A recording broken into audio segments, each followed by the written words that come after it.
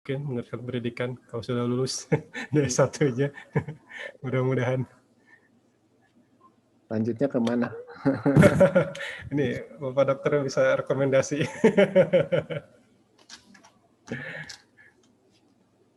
Yuk. Di mute.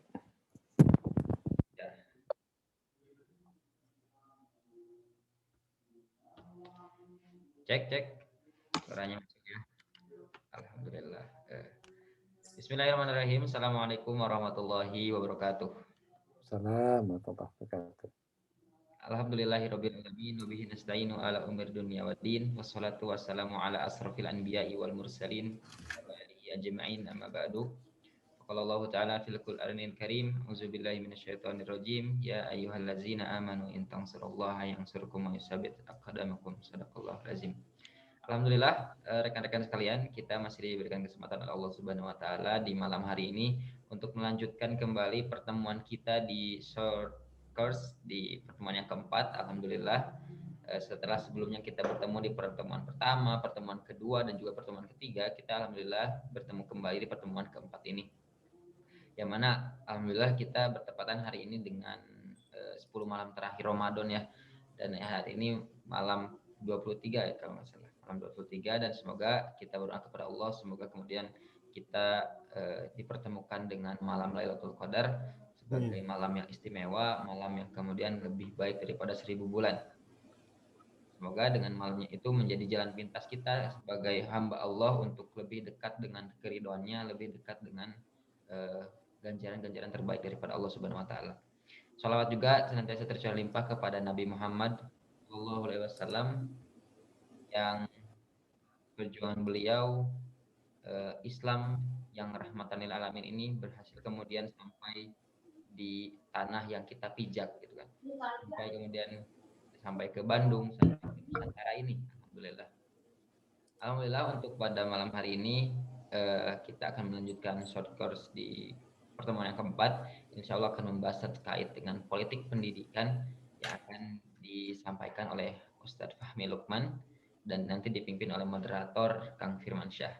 Nah, sebelum mengawali pertemuan pada malam hari ini, tidak lupa saya sampaikan untuk sebelum kita memulai pembelajaran hari ini, jangan lupa untuk meniatkan kita menuntut ilmu karena Allah Subhanahu wa taala, dan juga kemudian kita siapkan pakaian terbaik dan juga dianjurkan untuk dalam keadaan berwudu bersuci ya, supaya kemudian menambah keberkahan pada ilmu yang kita dapat nanti dari Ustadz Fahmi.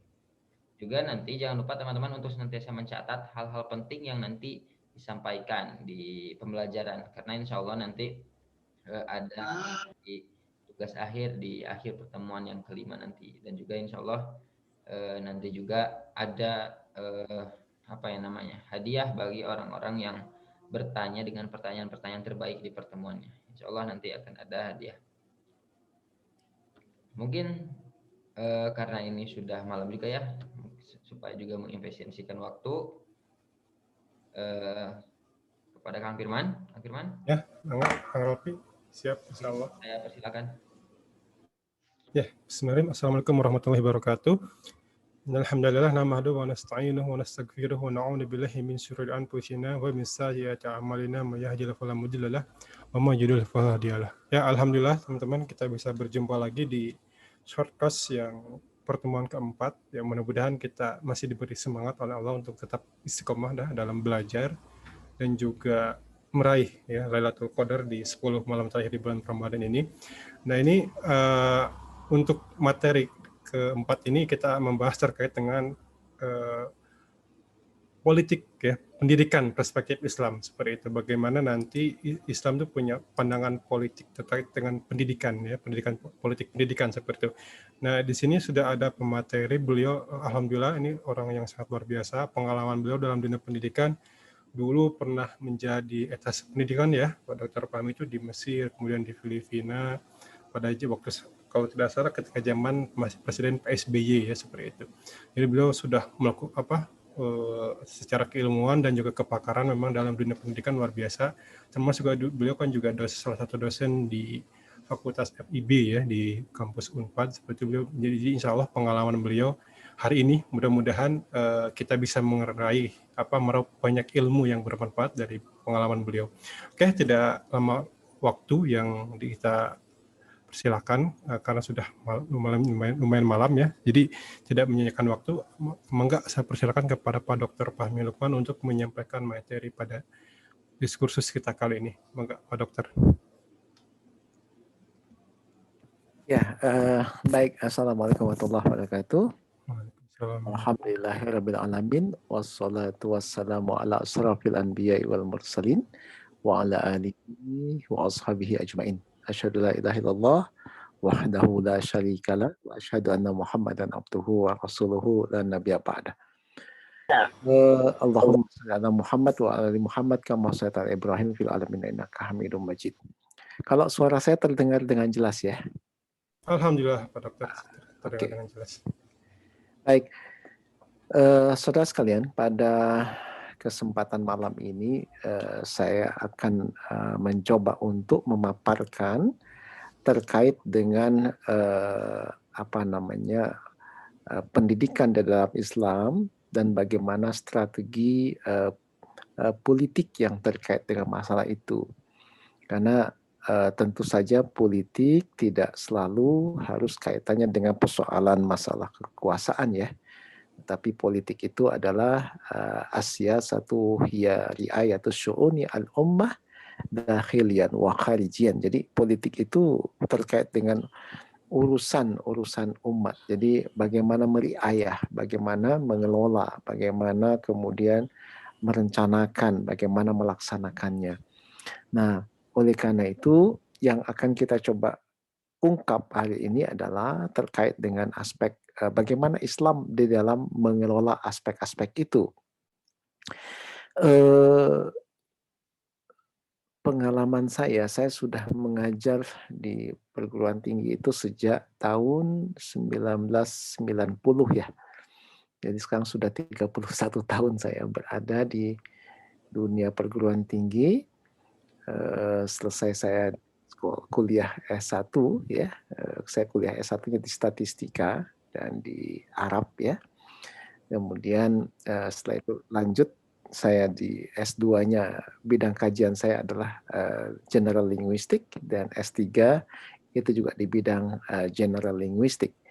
Tetapi karena memang background saya ada di sastra Arab Universitas Pajajaran, maka banyak perhatian saya juga terkait dengan persoalan masalah Islam, baik dalam konteks wacana politik, kekuasaan, ataupun kemudian pendidikan. Nah, dalam konteks ini, saudara sekalian tidak perlu mencatat lah, ya. Nanti saya share aja artikel yang pernah saya tulis tahun 2002 yang lalu, cukup lama ya. Tetapi saya pikir itu tidak update terkait dengan persoalan masalah yang hari ini ya, sangat updating, sangat bersesuaian. Jadi saya ingin membangun kerangka pemikiran terlebih dahulu, karena kerangka pemikiran itu menjadi zatiyatul khasah bagi kita, menjadi point of view bagi kita, sekaligus juga kemudian menjadi word of view bagi kita. Apa sih yang disebut dengan word of view? Word of view itu adalah aspek kerangka berpikir kita. Pertanyaannya, kerangka berpikir kita itu dibangun dengan yang mana gitu loh ya? Apakah dengan azas sekularisme? Azas sekularisme itu adalah azas yang terkait dengan faham fasludin anil haya, memisahkan agama dari kehidupan. Nah, kalau faham ini, maka nanti turunannya adalah terkait dengan kapitalisme, yaitu sebuah faham, terutama nanti fokusnya di persoalan ekonomi, yang kira-kira kalau saya bahasakan secara sederhana itu, yang kuat yang menang. Artinya pemilik modal yang memiliki kekuatan modal besar itulah yang akan menang dan dia akan mengalahkan yang lain. Maka muncullah apa yang disebut dengan konglomerasi, para konglomerat ya, dan kemudian muncul pula penguasaan sumber daya alam itu oleh swasta atau oleh asing atau asing misalnya begitu. tidak lagi oleh negara. Itu kaitan dengan persoalan kapitalisme. Turunan dari sekularisme adalah faham yang disebut dengan liberalisme. Liberalisme itu adalah faham kebebasan. Kebebasan yang dimaksud adalah freedom.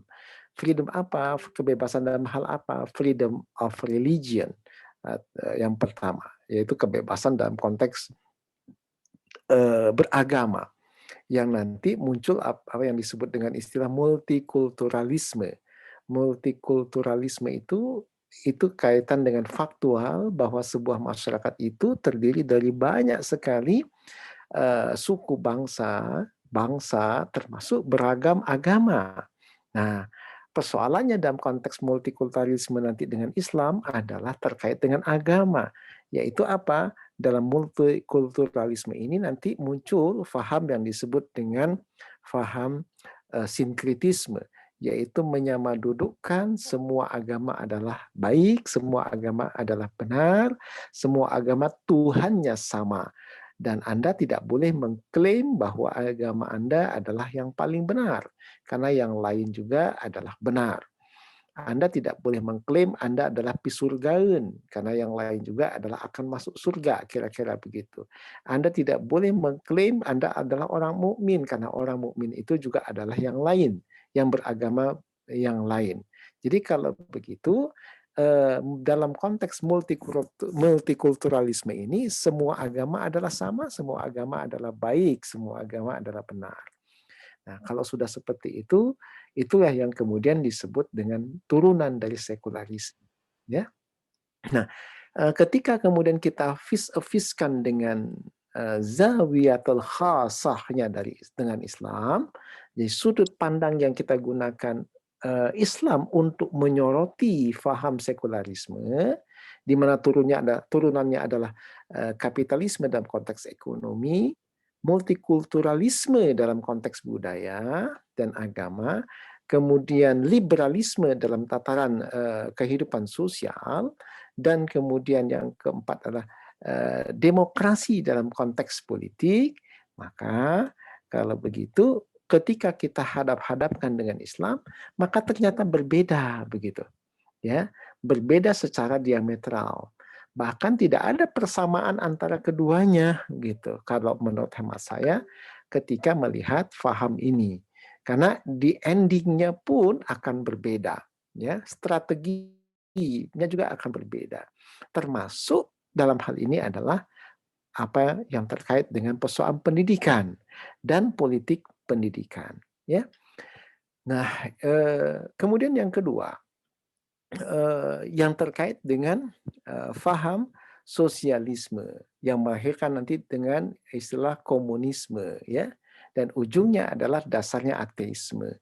Maka faham ini adalah sebuah faham yang kemudian menganggap bahwa semua manusia itu sama rata, sama rasa, sama segalanya. Jadi kalau begitu maka faham ini adalah faham yang kemudian menempatkan bahwa semua itu harus dikuasai oleh negara, termasuk aspek-aspek yang sangat individual. Dan dalam konteks ini maka tidak boleh kemudian ada satu orang melebihi yang lainnya, karena semua adalah sama. Jadi kalau begitu, faham ini menegasikan hal-hal yang terkait dengan kepemilikan individu, gitu, ya. Jadi persoalan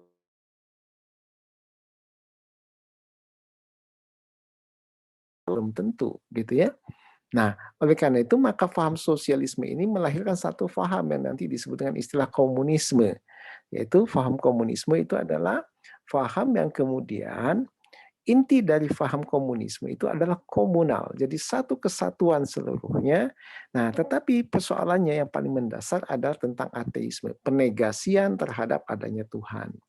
Makanya kemudian dalam komunisme keberadaan agama itu diamputasi, kemudian dihilangkan dia, dan agama tidak berperan karena agama dipandang sebagai candu bagi masyarakat, dan candu itu sifatnya adalah membuat seseorang flying in the sky, kira-kira begitu ya, seseorang kemudian jadi terlena dengan sesuatu. Dan agama menurut paham komunisme adalah melenakan manusia itu sendiri. Sehingga kemudian mereka, orang-orang beragama itu adalah orang-orang yang kemudian hanya sibuk dengan urusan Tuhannya. Begitu. Nah, ketika dipandang dari sisi Islam, maka faham ini pun berbeda. Jadi vis-a-vis dengan Islam, maka kita akan lihat sekat yang sangat tajam yang membedakan antara Islam dengan kemudian faham sosialisme, komunisme, ateisme. Ya. Nah, kalau begitu kita akan pandang Islam sebagai apa? Nah, Islam pun adalah way of life. Ya. Kalau Islam adalah way of life. Apa way of life itu? Jalan hidup. Nah, Islam itu adalah mabda dia.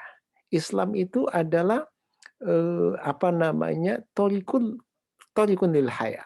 Jadi jalan bagi kita untuk melaksanakan kehidupan. Nah, karena Islam itu adalah thoriqah lil haya, maka kita akan lihat misalnya. Saya akan coba gambarkan dulu ya. Jadi kalau kita melihat bahwa ini adalah Islam misalnya, ini adalah Islam, dia sebagai minhajul hidayah, maka kita akan melihat bahwa di dalam Islam itu ada dua aspek. Sebagai aspek yang pertama adalah terkait dengan masalah Islam sebagai konsepsi, gitu ya. Kalau saya bahasakan Islam sebagai inspirasi, ya. Jadi kalau begitu aspek yang pertama adalah Islam itu terdiri dari aspek konsepsinya, ada konsepsi dia. Dan yang aspek kedua, Islam itu adalah ada thoriqah. Thoriqah itu apa? Cara untuk melaksanakan konsepsi tadi. Jadi cara untuk melaksanakannya. Nah, contohnya apa misalnya? Konsepsi Islam atau hukum tentang Islam misalnya terkait dengan aspek ini, maka kita akan lihat bahwa hukum dalam Islam itu misalnya Islam memiliki hukum terkait dengan atau idenya atau inspiringnya adalah tentang masalah katakanlah hukum pidana misalnya. Jadi ada hukum pidana misalnya ya dalam Islam. Contoh misalnya hukum pidana dalam Islam itu apa? Potong tangan misalnya gitu ya. Nah, jadi ayatnya apa? As-sariqu was-sariqat faqta'u aydiyahuma. Laki-laki yang mencuri dan dan wanita yang mencuri maka potonglah tangan keduanya. Itu adalah idenya. Anda bisa nanti lihat periksa di dalam ayat Al-Qur'an. Dan para ulama menyatakan ayat ini itu adalah ayat yang qat'i, gitu ya. Ayat yang qat'i. Qat'iu dilala wa qat'iu subut. Maksudnya apa? Maknanya pasti. Dia tidak memiliki makna yang lain kecuali itu maknanya. Nah, hukum pidana ini yang terkait dengan hukum potong tangan tadi, maka persoalannya adalah juga terkait dengan hadis Rasulullah SAW, di mana Rasulullah menyatakan, "Laukanat Fatimah binti Muhammad sarakat faqata'tu yadaha." Kalau seandainya Fatimah binti Muhammad ini melakukan pencurian, maka di situ aku sendiri akan mengeksekusinya, memotong tangannya, begitu kata Rasulullah. Nah, sekarang persoalannya, bagaimana dengan hukum pidana ini dalam Islam, gitu ya? Nah, siapa pelaksananya? Nah, cara untuk melaksanakan hukum yang terkait dengan aspek ini, gitu ya, maka di dalam Islam ada cara untuk melaksanakannya. Siapa pelaksananya, gitu loh? Apakah ketua RT?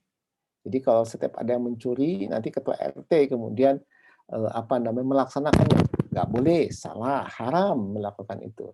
Apakah ketua DKM misalnya, ya, yang melaksanakan aspek ini?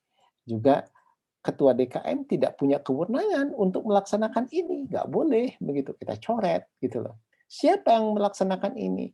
Yang melaksanakan ini adalah seorang hakim. Jadi hakim yang melaksanakannya gitu loh ya.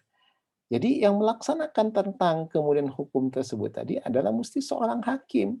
Kenapa? Karena dialah yang punya kewenangan untuk melakukan itu gitu. Ya. Nah, loh hakimnya dari mana? Nah, hakimnya diangkat oleh negara gitu. Jadi kalau begitu, hukum yang terkait dengan masalah ini itu adalah hukum yang kemudian harus dilakukan oleh negara gitu ya. Jadi ada kepala negara yang kemudian mengangkat hakim dan ada ruang pengadilan sebagai tempat untuk kemudian membahas persoalan kriminalitas yang terjadi di dalam masyarakat. Gitu kan?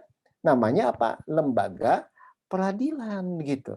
Jadi oleh karena itu maka pelaksana atau aspek untuk melaksanakan hukum Islam yang idenya, konsepsinya adalah tentang hukum pidana, hukum potong tangan spesifiknya, siapa yang melaksanakan? Maka yang melaksanakan itu adalah mesti terkait dengan negara. Nggak boleh kemudian dilakukan oleh individu, tidak boleh oleh ketua DKM, mesti hakim yang melakukannya, begitu loh.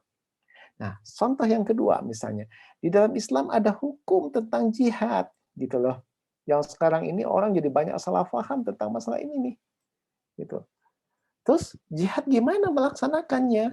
Siapa yang melaksanakannya? Apakah boleh kemudian seorang ketua DKM menyerukan jihad? Ayo kita perangi orang-orang kafir. Nggak boleh, gitu ya. Orang yang hendak menghancurkan Indonesia misalnya diserukan supaya kemudian misalnya. Nggak boleh. Yang boleh siapa? Untuk kemudian melaksanakan jihad ini, dia mesti Panglima Angkatan Bersenjata. Jadi kalau Panglima Angkatan Bersenjata menyuruhkan kepada katakanlah tentaranya untuk kemudian menyerang musuh yang hendak menghancurkan Indonesia misalnya, maka itu adalah kewajiban dari Panglima Angkatan Bersenjata. Nah, tapi ternyata para tentara ini tidak sanggup, masih lemah kekuatannya, maka diserukan jihad fisabilillah kepada seluruh mayoritas rakyat. Maka bagi yang mampu, maka seruan jihad dari Panglima Angkatan Bersenjata itu harus dihiraukan, harus diindahkan. Jadi dengan demikian maka rakyat bisa membantu tentara dalam konteks mengusir musuh dari misalnya ketika Indonesia mau dijajah kembali misalnya. Kalau seandainya Jepang atau seandainya Belanda hendak menjajah Indonesia, maka kewajiban bagi kita kaum muslimin untuk melakukan jihad fisabilillah. Kalau seandainya Amerika hendak menjajah Indonesia, maka kemudian kewajiban bagi kaum muslimin untuk mengusir penjajah tadi. Tentu seruannya adalah dari Panglima Angkatan Bersenjata, gitu loh. Nggak boleh pemimpin kelompok, pemimpin ormas, nggak boleh juga pemimpin partai politik, nggak bisa. Karena itu adalah tugas negara, gitu loh. Nah, jadi sebagaimana Rasulullah melakukan jihad dalam perang Badar, perang Khandaq, ya, perang Tabuk dan perang-perang yang lain, itu adalah karena Rasulullah posisinya bukan sebagai Rasul semata, tapi sebagai kepala negara. Jadi Rasulullah adalah sebagai pemimpin masyarakat Madinah, gitu loh. Karena Madinah itu adalah negara. Jadi kalau itu Rasulullah adalah representasi sebagai negara dalam konteks tadi. Jadi kalau gitu Rasulullah siapa? Panglima Angkatan Bersenjata sekaligus kepala negaranya. Rasulullah menyatakan atau mengumandangkan jihad. Siapa yang melaksanakan? Negara. Nah, paham ya sampai situ ya? Nah, oleh karena itulah maka Islam itu seperti itu. Dia ada konsepsinya dan dia ada cara untuk melaksanakannya. Nah, kalau begitu sama halnya dengan persoalan masalah pendidikan gitu loh. Nah, pendidikan ini tanggung jawab siapa? Nah, maka pendidikan ini dia merupakan tanggung jawab yang terkait dengan tanggung jawab negara. Gitu. Siapa pelaksananya? Pelaksananya itu adalah negara itu sendiri. Jadi dengan demikian maka jelas kalau begitu bahwa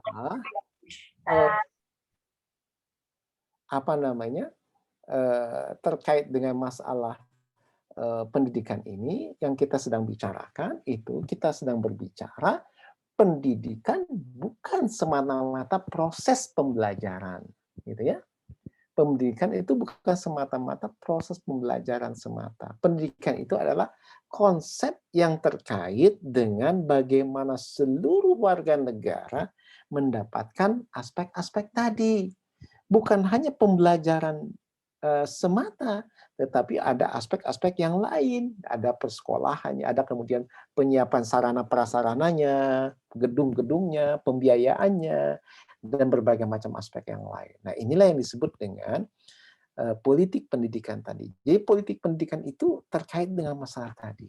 Nah, sekarang apa hubungannya dengan kemudian kondisi hari ini? Jadi kita akan lihat kondisi hari ini. Kondisi hari ini ada persoalan-persoalan yang memang mendasar yang nampaknya menurut hemat saya harus dikritisi. Ya, saya akan coba share screen tentang tulisan yang saya maksudkan itu. Jadi di dalam konteks saat ini saya melihat bahwa kita itu sedang mengalami satu pergeseran yang luar biasa ya dari sisi apa? Peradaban dan kebudayaan. Ada aspek kemajuan sains dan teknologi yang luar biasa. Kalau kemudian saya mengambil pendapatnya seorang futuris Amerika, ya, dia menyatakan dia menulis buku The Third Wave tentang gelombang ketiga, ya, yaitu namanya saya agak lupa tadi terlintas. Jadi bukunya ada The Third Wave, gelombang ketiga. Maka indikator dari globalisasi adalah kemajuan teknologi. Nah, kemajuan teknologi ini menyebabkan kemudian kemajuan dari aspek komunikasi manusia. Dan sekarang kita bisa lihat proses komunikasi itu begitu luar biasa ya. Nah, di dalam proses komunikasi itu manusia dalam konteks manusia di lokal ataupun global itu saling mempengaruhi satu dengan yang lain. Satu contoh yang sederhana misalnya tentang WhatsApp ya. Dalam WhatsApp itu atau Twitter atau Facebook atau Instagram atau media-media sosial yang lain itu berpengaruh pada manusia yang lain. Misalnya tentang pembahasan masalah karamnya karamnya kapal selam Nanggala misalnya, ya 402 kemarin beberapa waktu yang lalu. Itu kan terjadi silang pendapat dan silang pendapat di antara para netizen itu banyak sekali persoalan-persoalan yang terungkap di situ. Pertanyaannya mana pendapat-pendapat yang dapat dipertanggungjawabkan, gitu. Ya, mana pendapat-pendapat yang bisa diterima? Mana pendapat-pendapat yang kemudian memang sesuai dengan faktanya?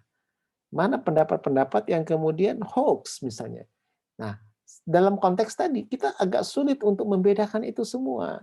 Nah, artinya kalau kemudian kita tidak hati-hati, kita akan terjebak dengan hoax atau kita terjebak dengan fake news. Nah, artinya kalau kemudian kita terjebak dengan fake news, bisa jadi ketika kita percaya pada satu berita, maka kita menganggap berita itu benar, kita terpengaruh dengan aspek itu. Nah, ketika keterpengaruhan itu bisa menimbulkan apa? Menimbulkan efek yang kedua, yaitu aspek psikologis.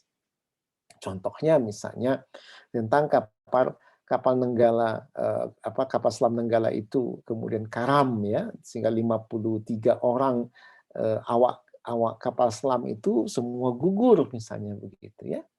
Nah, terus apa aspek psikologisnya? Muncul rasa kasihan, muncul rasa sedih, muncul rasa kemudian ini kok bagaimana sih gitu ya? Ini kok negara nggak tanggung jawab atau ini gimana? Apa yang terjadi sebenarnya? Kan muncul ada kecemasan, muncul ada kemudian rasa marah, muncul ada rasa sedih di situ. Artinya apa? Psikososial, sosial psikologinya, psikologi sosial itu terganggu gitu dengan aspek itu. Nah, kenapa? Karena peranan media sosial itu mempengaruhi semua kalangan gitu. Ada yang marah, ada yang sedih, ada yang kemudian bertanya, ada yang kemudian mempertanyakan ini kenapa. Nah, jadi seperti itu kondisi yang terjadi di dalam kehidupan sebuah masyarakat tadi. Kenapa? Karena aspek berita itu atau aspek berita yang muncul di media sosial itu mempengaruhi masyarakatnya secara psikologis. Nah, oleh karena itulah maka dalam konteks ini psikosfernya berpengaruh gitu ya. Nah, ini yang saya maksudkan dengan aspek tadi bahwa perkembangan teknologi itu sudah mempengaruhi masyarakat manusia. Nah, apalagi perkembangan teknologi itu seiring dengan tumbuhnya sekularisme, tumbuhnya kemudian paham yang memisahkan agama dari kehidupan, muncullah pragmatisme erat kaitannya dengan materialisme dan sekularisme. Apa pragmatisme itu? Sebuah paham yang meresdeposisi manusia ya, dalam pelaksanaan perannya dengan titik tolak bahwa untuk kepentingan manusia sendiri. Jadi peran manusia yang fungsional itu menjadikan manusia berpandangan humanis. Artinya apa? Bahwa sumber kebenaran itu bertolak dari manusia, ya. Bahwa manusia penentu kebenaran. Akibatnya apa? Ujungnya nanti menolak konsepsi tentang ketuhanan atau tentang kemahakuasaan Tuhan atau tentang persoalan keilahiahan. Nah, di samping itu keadaan ini melahirkan juga manusia berpikir empirisme atau positivisme nantinya, ya. Yaitu di mana dia berpikir reflektif dan menarik kesimpulan bahwa kebenaran itu adalah hasil pengalaman, ya, dan akumulasi dari sejumlah peristiwa yang ditarik oleh manusia. Jadi dengan demikian maka ini yang terjadi pada hari ini. Apa dampaknya bagi pendidikan? Gitu ya. Apa dampaknya? Dampaknya adalah jika sesuatu itu benar, ya,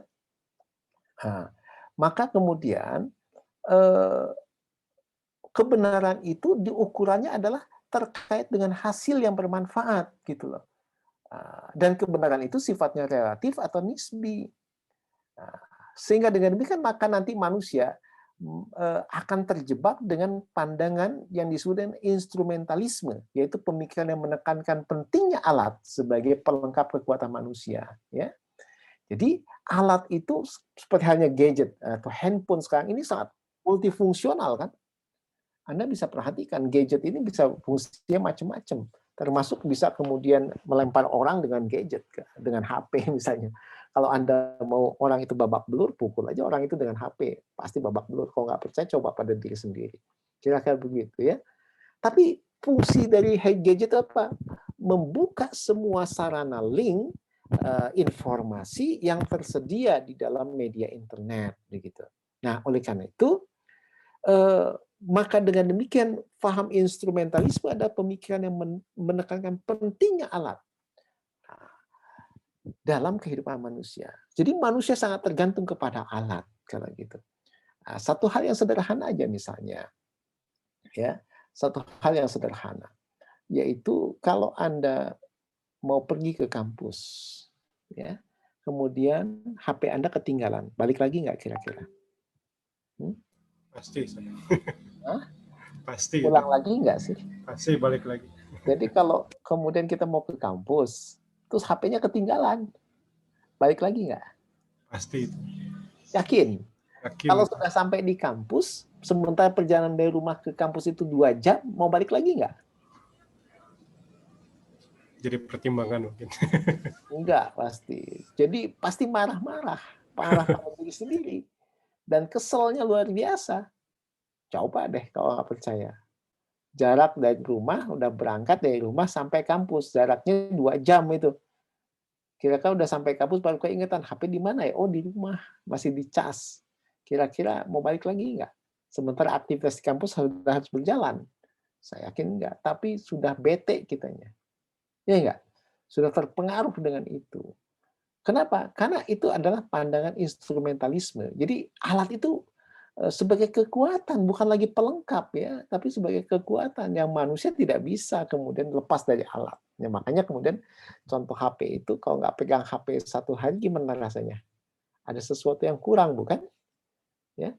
Kalau kemudian nggak baca WhatsApp gimana rasanya? Nggak baca Facebook gimana kira-kira? Nah itu yang menjadi masalah. Jadi oleh karena itulah maka dalam faham yang seperti ini, maka gerakan pendidikan progresif menekankan keyakinan bahwa peserta didik itu pada para pembelajar ya, pada peserta didik itu bahwa pembelajaran atau proses belajar itu untuk mata pelajaran itu adalah sesuatu yang kemudian harus dikaitkan dengan kehidupannya. Kalau nggak ada kaitannya, nggak enak, nggak akan semangat.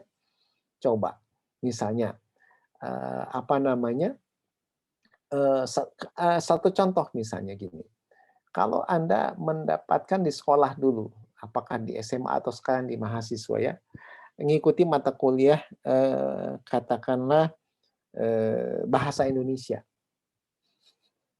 Semangat nggak? Sementara Anda misalnya jurusan teknik atau jurusan ilmu sosial misalnya. Semangat nggak ada belajar bahasa Indonesia lagi? Aduh, bosan banget kan gitu ya. Bete gitu loh. Atau sekarang ada mata kuliah Pancasila dan Kewarganegaraan misalnya gitu. Bang Kaning 2 SKS lah. Kira-kira gimana belajar itu? Semangat nggak? Enggak. Tapi kalau Anda masuk ke laboratorium kimia, Anda masuk ke laboratorium fisika, Anda masuk laboratorium kemudian biologi, dan di situ Anda melakukan praktek-praktek dengan dalam laboratorium tadi, mencampurkan satu zat dengan zat yang lain, melakukan bedah terhadap misalnya mayat di fakultas kedokteran, itu lebih asyik atau tidak? Oh, asik sekali gitu loh. Kenapa?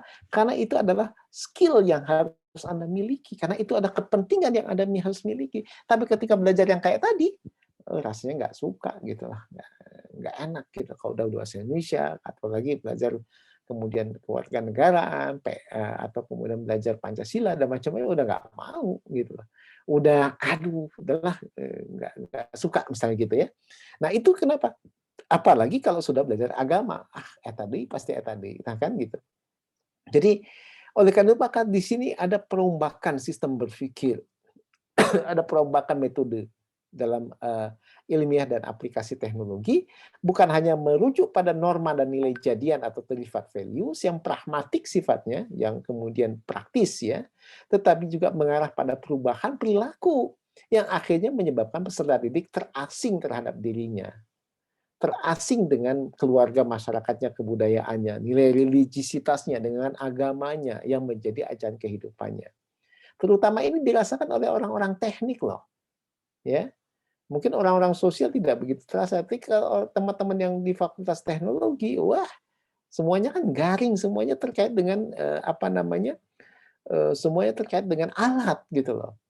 Tapi itu mengasyikkan dibandingkan kemudian belajar aspek-aspek yang tadi, agama dan macam-macam itu enggak membosankan. Nah, jadi gelombang ini telah mendorong peserta didik untuk mengambil keputusan menyimpan nilai agama itu dalam sebuah benteng yang tidak berjendela dan tidak berpintu. Saya menggunakan istilah ini ya. Maksudnya apa? Mereka menutup tempat-tempat tersebut dan mengemandang bahwa agama misalnya ya, itu sudah menjadi endapan. Itu bagian masa lalu lah. Sebenarnya nggak usah dibahas lagi tentang agama lah. Nah, gitu masalahnya. Akibatnya apa? Akibatnya sekarang lihat perilaku mahasiswa kita. Misalnya. Perilaku apa misalnya? Tentang kejujuran sajalah. Ada nggak kejujuran? Ada nggak kemudian nggak nyontek dalam ujian? Kira-kira gitu ya. Atau yang kedua, terkait dengan masalah plagiarisme misalnya, tentang ya itu tadi nyalin. Kalau dosen yang ngasih tugas kepada Anda, kira-kira Anda buka internet nggak? Ternyata ada makalah yang sesuai dengan tugas dari dosen Anda. Anda apakan itu makalah itu? Anda copy paste dan kemudian ganti nama atau gimana? Karena saya banyak memeriksa makalah dari teman-teman mahasiswa, udah mungkin kalau sejak awal saya mulai aja sampai sekarang udah ribuan makalah ya. Saya baca, waduh makalah itu luar biasa gitu ya. Apalagi di era internet kayak gini, copy paste aja udah cepat gitu. Ya. Nah, jadi saya melihat banyak sekali kesamaan satu makalah dengan makalah yang lain. Bahkan sama-sama makalahnya cuma ganti nama. Dan saya udah menangkap banyak sekali itu di antara perilaku adik-adik mahasiswa yang seperti itu ya. Jadi kenapa? Karena mereka mengalami kehampaan nilai, nggak merasa berdosa kok kalau kemudian nyontek. Nah, akibatnya apa nanti?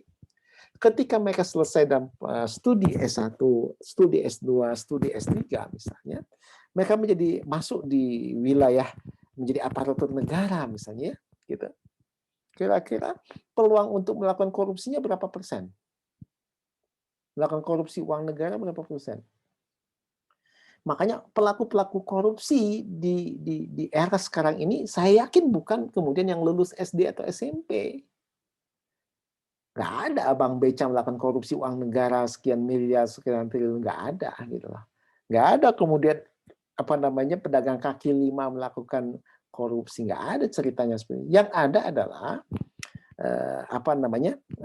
para politisi yang berasal dari partai-partai politik begitu ya, dan mereka adalah rata-rata alumni perguruan tinggi atau para aparatur negara yang menjabat di berbagai kementerian dan kemudian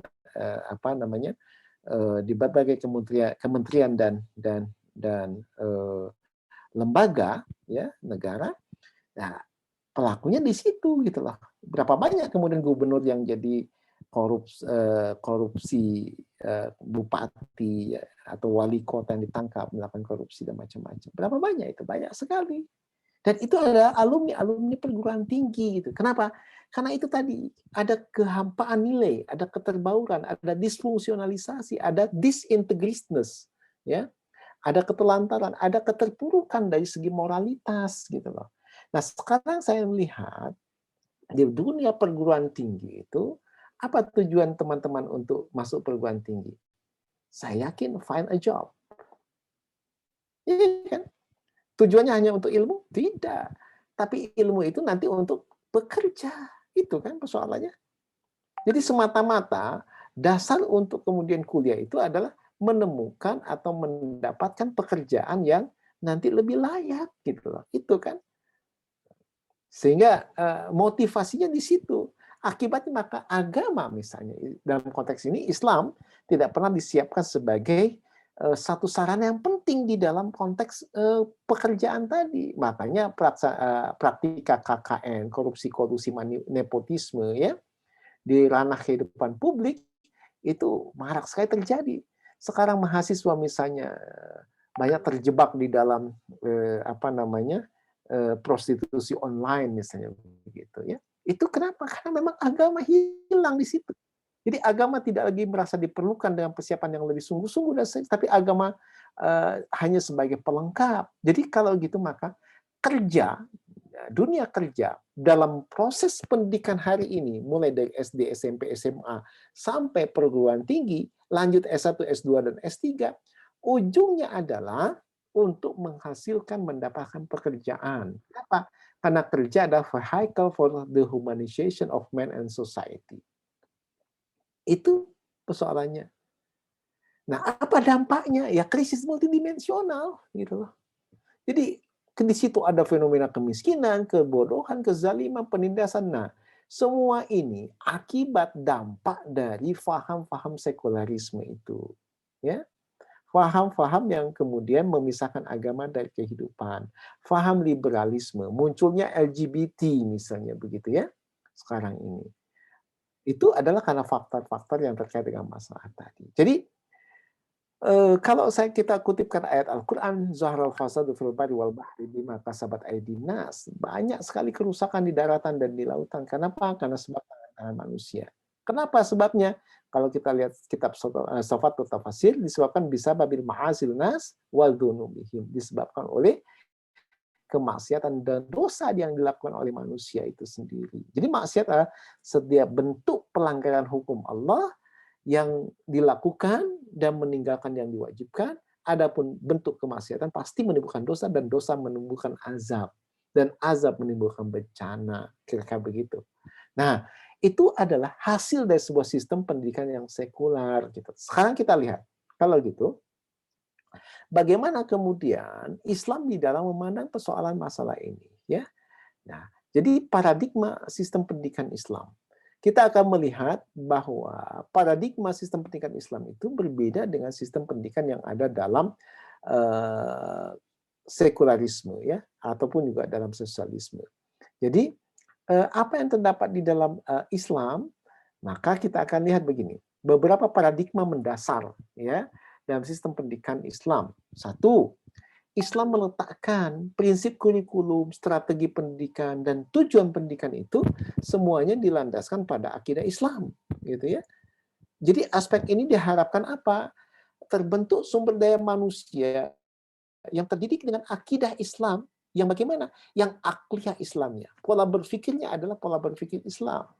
Dan juga terdidik dengan pola Islam ini adalah nafsiyah yang Islamnya, pola sikapnya, akhlaknya yang Islami. Jadi yang dibentuk dalam sistem pendidikan Islam itu cara berpikirnya, satu ya, cara berpikirnya, yaitu akliyahnya, mindsetnya. Maka Islam meluruskan mindsetnya, mindset seorang Muslim, mindset seorang manusia ketika dia belajar, ketika dia kemudian bersekolah, ketika dia melakukan proses pendidikan, mindsetnya yang kemudian diubah. Nah, kemudian nafsiyahnya. Jadi Islam mendidik manusia itu dengan apanya? Nafsiyahnya, membentuk akhlak punya, begitu. Jadi kesantunannya, perbuatan-perbuatannya, semua terukur dengan nilai-nilai yang terdapat di dalam syariat Islam. Karena nilai-nilai syariat Islam itu adalah tolak ukur benar dan salah, baik dan buruk, halal dan haram. Misalnya gitu ya. Terpuji dan tercelanya sesuatu. Nah, jadi kedua, pendidikan itu dalam Islam diarahkan pada pengembangan keimanan. Keimanan ini yang menjadi penting di dalam Islam itu. Sehingga keimanan itu melahirkan amal saleh dan ilmu yang bermanfaat. Dari prinsip ini mengajarkan bahwa di dalam Islam yang menjadi pokoknya adalah bukan kuantitas tapi kualitas pendidikan. Oke. Anda bisa perhatikan di dalam sistem pendidikan Islam sejak masa lalu itu yang diperhatikan apa? Kualitasnya, bukan kuantitasnya, bukan berapa banyak gitu loh. Nah, kuantitas ini itu yang terjadi dalam sistem sekuler gitu.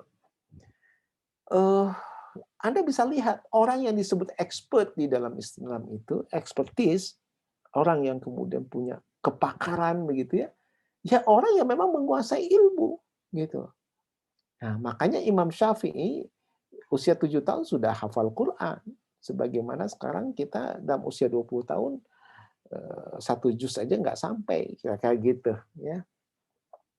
Nah, kenapa? Karena memang di backup oleh dasar nilai yang sejak kecil sudah dimiliki.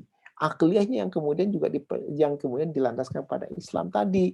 Nah, kenapa? Karena Islam mementingkan kualitas bukan kuantitasnya. Ya, makanya kemudian bahasa Al-Qur'an adalah alladzi khalaqal mauta wal hayata liyabluwakum ayyukum ahsanu amala. Jadi yang menjadi penting itu adalah aspek itunya tadi. Nah, ya. Kemudian pendidikan itu ditujukan dalam kaitan untuk membangkitkan dan mengarahkan potensi-potensi baik yang ada pada diri setiap manusia, ya, selaras dengan fitrah manusia dan meminimalisir aspek yang buruk, ya. Dan yang keempat ada keteladanan, ya, yang nggak bisa dipisahkan dari proses pendidikan itu. Jadi kalau Anda sebagai guru, sebagai dosen, sebagai orang tua, Anda memiliki keteladanan tadi, gitu. Makanya Rasulullah itu disebut sebagai uswatun hasanah, ya, gitu. Nah, bagaimana strategi pengembangan ilmu pengetahuan? Nah, tujuan ilmu yang dikuasai manusia adalah dalam rangka mengenal Allah sebagai Al-Khaliq. Jadi ilmu itu adalah digunakan untuk menyaksikan hadirnya Allah, adanya Allah dalam berbagai fenomena yang diamati. Baik itu sains teknologi ataupun ilmu-ilmu yang lain. Semuanya dalam konteks itu. Jadi keberadaan misalnya virus COVID-19 misalnya, itu Allah hadir di situ. Allah ada dalam konteks virus tadi. Siapa yang menciptakan virus? Kira-kira begitu. Ya. Nah, itu adanya Allah yang menciptakan itu semua. Dan itu menunjukkan fenomena yang diamati itu akan mengarah kepada betapa Allah itu luar biasa, ya. Sehingga kemudian kita mengagungkan Allah, beribadah kepadanya, mensyukuri seluruh nikmat yang Allah berikan. Nah, yang kedua, ilmu itu harus dikembangkan dalam rangka menciptakan manusia hanya takut kepada Allah gitu. Nah, dalam sekularisme enggak begitu kan? Dalam sekularisme yang enggak begitu. Sekarang pertanyaannya adalah ketika ilmu itu dikembangkan dalam rangka untuk menciptakan manusia takut kepada Allah Subhanahu wa taala. Kenapa? Karena ada hari pertanggungjawaban kan? Begitu? Maka semua orang manusia bertanggung jawab atas pengembangan ilmu. Makanya kemudian orang bekerja pun akan bertanggung jawab dengan pekerjaannya. Gitu. Nah, oleh karena itulah maka ketika katakanlah biaya maintenance dalam perawatan sebuah misalnya mesin misalnya itu dikorupsi, pasti kemudian hancur mesin itu gitu loh, ya. Pasti akan berdampak rusak mesin tadi, mesin pesawat terbang misalnya, di maintenance, tetapi dikurangi, dikorupsi uang untuk maintenance-nya gitu ya. Spare partnya pakai spare part yang usang yang sudah nggak kepake lagi, diperbaiki sedikit-sedikit. Yang penting ngirit dan kemudian bisa diambil uangnya. Wah, kalau begitu hancur itu pesawat terbang, nyungsep nantinya gitu. Sama dengan persoalan kapal selam, kalau kemudian juga dikorupsi uang maintenance-nya, hancur pesawat kapal selam itu. Kalau misalnya seperti itu yang terjadi ya. Jadi di situ letak persoalannya. Manusia dengan ilmunya itu jadi takut dengan Allah bahwa dia akan bertanggung jawab atas setiap pekerjaannya. Sama kalau Anda kemudian nanti jadi aparatur negara, begitu ya, ada kesempatan untuk korupsi, Anda akan berpikir beribu-ribu kali, ambil jangan gitu loh. Kira-kira begitu. Kalau diambil maka konsekuensinya maka nanti terkait dengan Anda korupsi uang negara dan ini kemudian mencelakakan banyak orang rakyat Indonesia. Di satu sisi Anda harus bertanggung jawab di hadapan Allah Subhanahu wa taala, begitu, ya. Tapi kalau Anda tidak korupsi, Anda katakan bahwa saya takut kepada Allah. Kenapa? Karena manusia itu usianya sebentar, besok atau lusa akan meninggal dunia dan ada hari pertanggungjawaban di akhirat kelak. Ya, kalau gitu saya nggak mau. Kenapa? Ada penderitaan yang luar biasa setelah kehidupan ini. Nah, akibatnya apa? Di situ ilmu yang dikembangkan adalah untuk menciptakan manusia hanya takut kepada Allah sehingga setiap dimensi kebenaran dapat ditegakkan oleh siapapun tanpa pandang bulu. Jadi seorang manusia yang dididik dengan Islam itu dia tegak lurus dengan kebenaran itu sendiri. Dia tegak lurus dengan Al-Quran. Dia tegak lurus dengan Islamnya tanpa pandang bulu. Gitu. Nah, ilmu yang dipelajari berusaha untuk menemukan keteraturan sistem, bahwa semua ilmu itu adalah terkait dengan keteraturan sistem, hubungan kausalitas dan tujuan alam semesta, yaitu terkait dengan kekuasaan Allah Subhanahu wa taala dan kemudian wa ma khalaqtul jinna wal insa illa liya'budun, dan tidak aku ciptakan jin manusia adalah hanya untuk beribadah kepadaku. Nah, ilmu yang dikembangkan adalah untuk menciptakan manfaat dalam rangka ibadah pada Allah, sebab Allah menundukkan matahari, bulan, dan bintang. Semua untuk manusia, untuk kemaslahatan manusia. Jadi Allah tundukkan itu semua adalah untuk manusia. Sehingga ilmu dan teknologi harus dapat menghindarkan timbulnya kerusakan di muka bumi atau pada diri manusia itu sendiri. Gitu. Nah, jadi itu yang kemudian dimaksudkan di dalam konteks bagaimana strategi dan arah perkembangan ilmu pengetahuan yang based on-nya adalah Islam. Nah, dan tentu saja ini mesti negara yang melaksanakannya ya. Jadi dengan demikian maka agama dalam konteks ini Islam dan aspek pendidikan menjadi satu titik yang sangat penting, terutama di dalam menciptakan sumber daya manusia yang berkualitas gitu ya. Nah, jadi oleh sebab itu diperlukan di sini menurut hemat saya adanya co-responsible for finding solution. Mesti ada solusi nih dalam kehidupan sekuler seperti ini. Sehingga dengan demikian tawaran saya adalah melakukan apa yang disebut dengan revolusi pemikiran. Revolusi taghyirul afkar, perubahan cara berpikir, menggeser cara berpikir sekularisme menjadi cara berpikir yang sesuai dengan Islam, ya. Nah, kita tahu tentu yang kedua kedudukan ilmu di dalam pandangan Islam. Saya nggak akan bahas tentang itunya, tetapi yang saya akan bahas adalah bagaimana korelasi Islam dengan ilmu. Paling tidak ada beberapa aspek. Yang pertama, menunjukkan bagaimana Islam mendorong, membangkitkan, dan merangsang serta mengilhami penemuan ilmu. Contohnya misalnya, ayat wahyu yang pertama saya sudah mengajak manusia mikir. Iqra bismi rabbikal ladzi khalaq, khalaqal insana min 'alaq. Baca. Nah, membaca itu mesti berpikir. Nggak mungkin baca nggak berpikir ya. Jadi dia merangsang untuk kemudian mengilhami manusia untuk berpikir, mengilhami manusia untuk menemukan ilmu. Yang kedua, bahwa di dalam konteks hubungan Islam dengan ilmu itu bagaimana kita lihat bagaimana Islam sumbangan umat Islam bagi perkembangan ilmu. Ya, pada tataran ini banyak para cendekiawan Muslim yang mencoba menulis Islam dan sains misalnya. ya, atau tamadun Muslim, atau kemudian juga banyak buku atau banyak penemuan-penemuan yang sudah ditemukan oleh para kaum muslimin masa yang lalu.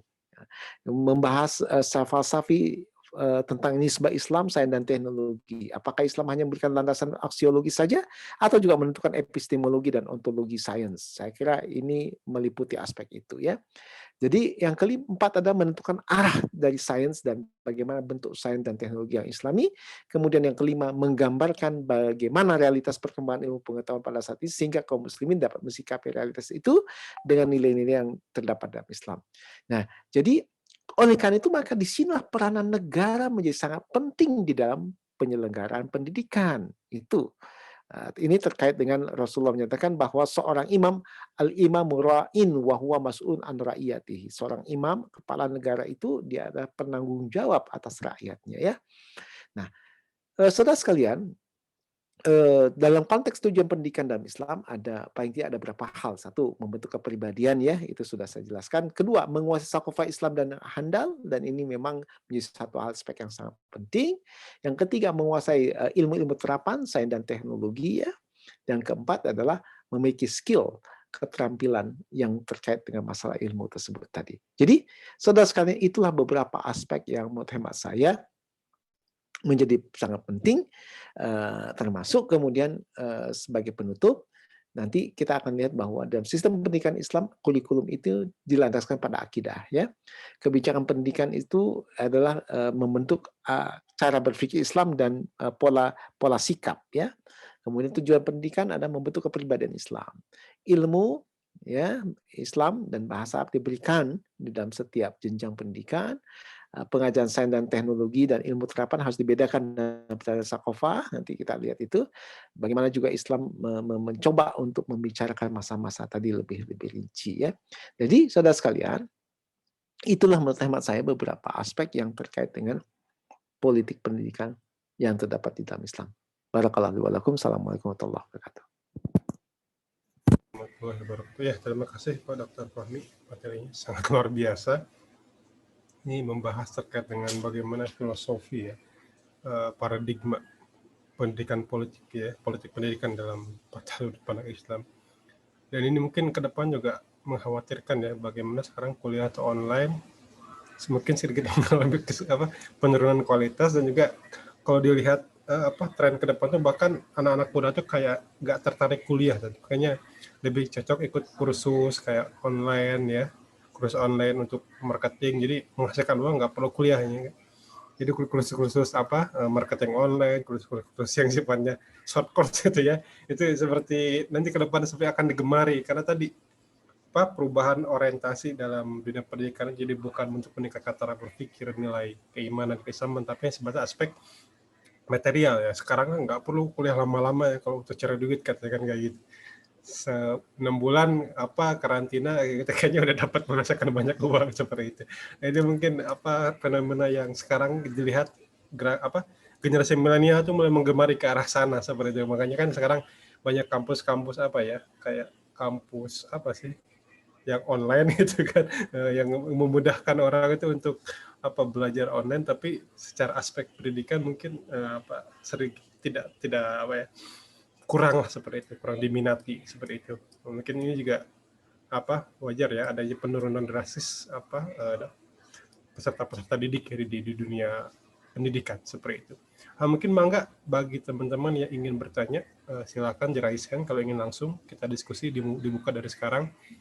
Oh, ini sudah ada pertanyaan masuk dari test sheet running room ini ya. Ada banyak pertanyaannya nih. Kita coba cek dulu lah. Misal Pak Dokter. Pertanyaan adalah izin bertanya, bagaimana pandangan Bapak tentang berkenaan dengan kebijakan Mendikbud tentang Merdeka Belajar. Nah, ini mungkin yang saya sedikit singgung tadi ya, Merdeka Belajar ini konsepnya kayak kuliah singkat seperti itu, dan Merdeka Belajar. Kemudian bagaimana menghilangkan cara pandang seseorang berkenaan tentang bahwasannya kuliah itu menuntut ilmu, bukan sekedar mengejar pekerjaan. Nah, ketiga, bagaimana seorang menggapai pada revolusi berpikir Islam di era saat ini yang kondisi generasinya saja tidak mau membaca. Mungkin pertanyaan kayak satu bisa dirangkum seperti itu. Mangga Pak Dokter, seperti apa? Langsung saja.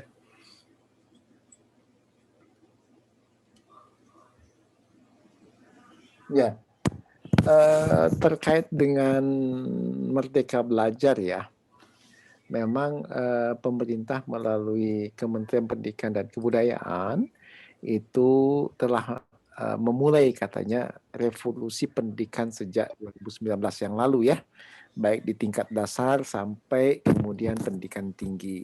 Konsep yang diusung itu adalah Merdeka Belajar di semua aspek pendidikan formal. Nah, tentu saja kita harus dudukkan dulu ya, apa sih yang dimaksud dengan konsep Merdeka Belajar itu, gitu ya. Kalau sepengetahuan saya tentang konteks ini, konsep Merdeka Belajar tentu sangat berbeda dengan kurikulum yang pernah ada ya, dan yang digunakan oleh pendidikan formal di Indonesia. Jadi konsep ini memperhitungkan tentang kemampuan dan keunikan kognitif individu, di mana ada asesmen kompetensi minimum ya. Jadi perbedaan konsep pendidikan ini dengan kurikulum yang digunakan sebelumnya adalah siswa memang diharapkan mampu menunjukkan kemampuan minimum dalam hal literasi atau numerik. Ya. Jadi fokusnya bukanlah sebanyak apa siswa mampu mendapatkan nilai melalui penugasan dari guru, tetapi bagaimana siswa mampu berpikir secara kritis menggunakan kemampuan kognisinya.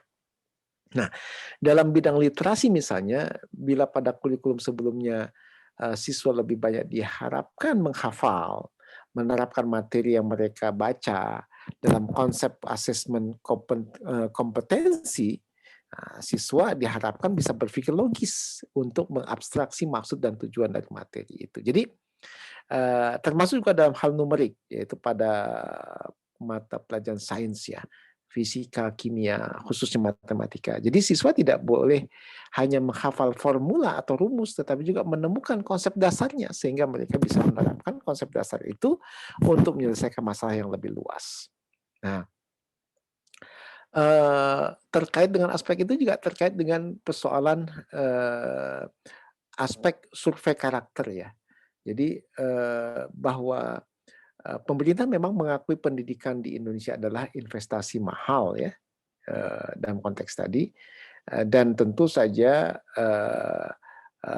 setiap manusia itu memiliki keunikan karakter yang berbeda-beda, sehingga kemudian tidak mungkin dipaksa untuk menerapkan satu sistem dengan indikator yang tetap. Nah, pada konsep survei karakter ini, pemerintah nampaknya menilai secara menyeluruh terkait kualitas pendidikan di sekolah, bukan hanya tentang hasil belajar, tapi juga ekosistem dan infrastruktur pendidikan yang tersedia. Dengan kata lain, pengembangan kualitas pendidikan bukan lagi tentang penerapan indikator kualitas tetap, tapi berdasarkan dari data survei terbaru terhadap sekolah.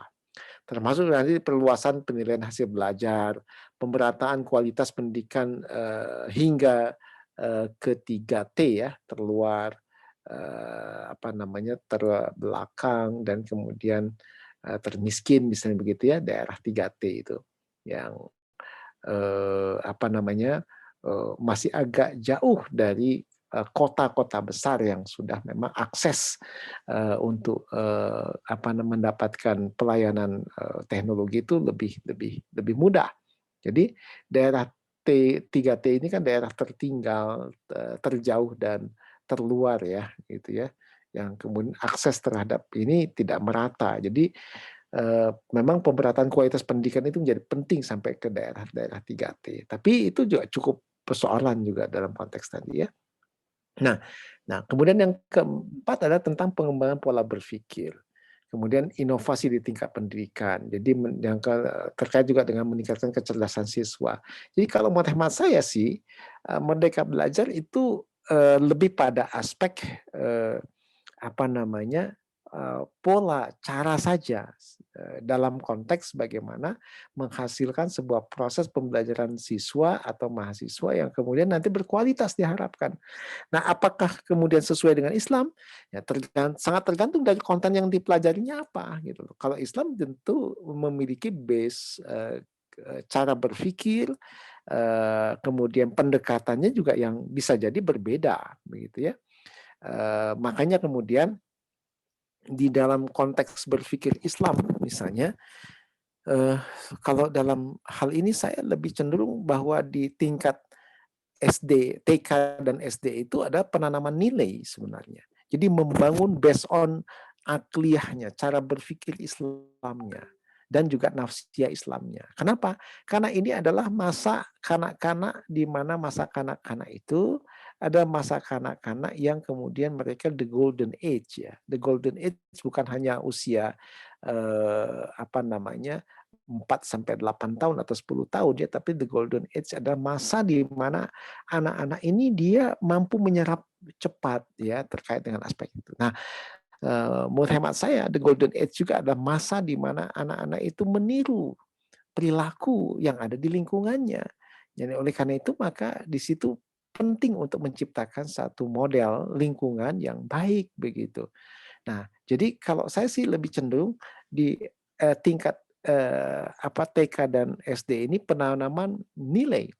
Jadi kalaupun penanaman terkait dengan masalah aspek yang lain misalnya matematika misalnya begitu ya, kemudian bahasa, terutama bahasa misalnya yang digunakan tentu sebagai media untuk lingua franca untuk kemudian berkomunikasi, maka itu menjadi aspek yang sangat penting. Tetapi konsep berpikir matematika lebih pada konsep berpikir matematika dasar gitu. Karena saya lihat cara berpikir matematika di SD sekarang ini agak jelimet ya saya lihat ya, gitunya. Tidak praktis gitu loh. Tidak terlalu praktis. Kemudian yang penting dari aspek itu juga terkait dengan penanaman akidah Islam dan penguasaan sakofah dasar Islam yang mendasar. Karena itu based on-nya menurut hemat saya. Jadi agak berbeda dengan sistem pendidikan dalam Islam. Baru nanti di SMP, di intermediate atau di advance, di SMA misalnya, baru kemudian materi-materi agak lebih kompleks begitu ya. Nah, perguruan tinggi baru kemudian pada tataran pembentukan skill. Karena proses-proses itu sudah kemudian dijalani. Nah, jadi dengan demikian maka baru nanti di tingkat SMA misalnya dikenalkan tentang ideologi, tentang kemudian persoalan masalah dunia global dan macam-macam. Jadi seperti itu menurut hemat saya. Nah, jadi kalau yang sekarang tentang konsep merdeka belajar itu lebih pada aspek aspek-aspek yang tadi saya jabarkan, yaitu di mana kurikulumnya ya dan pendidikan 4.0 itu terkait dengan memang infrastruktur dasar ya yang disiapkan, jaringan internet, kemudian kira-kira begitu ya, termasuk juga kemudian bisa magang di mana gitu, pengembangan pola pikir. Nah, pengembangan pola berpikir ini menurut hemat saya ya sekarang masih dalam tataran pola berpikir yang sekularistik gitu ya. Jadi seperti itu. Nah, jadi saya setuju dengan konsep merdeka belajar model ini, tetapi kontennya yang menjadi penting, gitu ya, kontennya. Nah, itu yang menjadi aspek penting menurut hemat saya. Demikian, Pak Firman. Ada 2 pertanyaan lagi yang masuk di kolom chat ya. Saya coba bacakan, mudah-mudahan bisa menanggap. Maksudnya panjang ini ya, pengantarnya lumayan panjang seperti itu. Ini bertanya, jika melihat realitas saat ini, sebagian besar manusia lebih berfokus pada kuantitas dan standar materialistis. Sebagai manusia ingin menyampaikan aspirasi, mungkin ini lebih kepada capaian-capaian pendidikan, gelar yang mungkin saja, Bapak Dokter. Kita harus menjadi seorang yang sesuai standar mereka dahulu agar bisa didengarkan. Nah, ini terkait dengan prestis mungkin ya. Nah, hal ini mau tidak mau membuat kita terdorong arus kapitalisme juga untuk mendapat pengakuan itu. Nah, itu sebabnya kita kemudian ikut dalam kompetisi duniawi seperti mencari pekerjaan yang dianggap bergengsi dan lain-lain. Pertanyaannya adalah bagaimana cara kita menghadapi keadaan yang demikian agar masih tetap membawa idealisme Islam. Ya. Inilah realitas kita, ini tantangan kita hidup dalam sebuah sistem yang memberlakukan sekularisme, ya. Nah, kalau pekerjaan itu menurut hemat saya, bagaimana Islam di dalam konteks menyerap para pekerja ya dari rakyat ini yang akan bekerja, kan begitu ya? Kalau menurut hemat saya negara bertanggung jawab untuk aspek ini. Makanya itu sangat terkait nanti dengan sistem ekonomi. Paling tidak secara sederhana begini. Di dalam Islam terkait dengan apa namanya sumber daya alam. Sumber daya alam itu adalah aspek-aspek yang menguasai hajat hidup orang banyak, kan itu ya. Nah, di dalam Islam itu dia harus dikuasai oleh negara. Nggak boleh dikuasai oleh asing dan diserahkan kepada asing pengelolaannya, nggak boleh. Jadi dia harus dikelola oleh negara. Misalnya Indonesia itu banyak sekali tambang emas. Kita punya tambang emas, kita punya tambang nikel, kita punya kemudian eksplorasi minyak, gas gitu ya. Kita punya tambang batu bara yang luar biasa misalnya gitu. Nah, cuma persoalannya adalah pengelolaan tambang-tambang tadi bukan dikelola oleh negara, tapi diserahkan kepada swasta dan asing gitu loh. Nah, padahal aspek-aspek ini adalah merupakan aspek yang harus dimiliki negara dan dikuasai oleh negara dan dikelola oleh negara begitu. Nah, pekerjanya siapa? Pekerjanya adalah warga negara itu sendiri. Jadi memang negara berkewajiban menciptakan lapangan pekerjaan. Itu aspek yang pertama. Yang kedua, tentang pengelolaan tanah. Tanah itu di dalam konteks Islam, tanah itu harus kemudian dikelola juga oleh negara. Jadi kalau tidak boleh ada tanah yang kemudian disebut dengan ardul mawad, tanah-tanah yang mati. Jadi tanah itu mesti apa? Mesti dihidupkan. Ihyaul mawad, mesti menghidupkan tanah-tanah yang mati. Bagaimana caranya?